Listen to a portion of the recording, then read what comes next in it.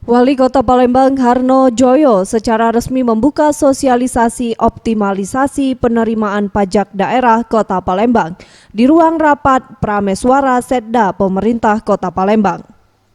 Pada sosialisasi ini sendiri ditujukan kepada para pemilik dan pengelola tempat usaha di Palembang, mulai dari perhotelan, restoran, hingga penyedia layanan parkir yang selama ini menjadi penyumbang pendapatan asli daerah utama di Palembang.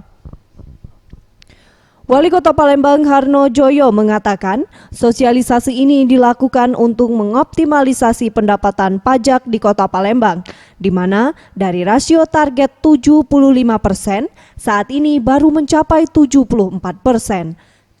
Oleh sebab itu, melalui sosialisasi ini diharapkan dapat meningkatkan pendapatan pajak Kota Palembang di tahun 2019 dengan estimasi mencapai 1,5 triliun rupiah. Estimasi kita di 2019 ini target pendapatan daerah kita kurang lebih 1,5 triliun. Bahkan bisa sampai 2 triliun. Dari sebelumnya sekarang ini Pak? Dari saat ini khusus pajak hanya 703 miliar. Ia menambahkan, di Palembang saat ini tercatat sekitar 1.000 wajib pajak restoran dan hotel.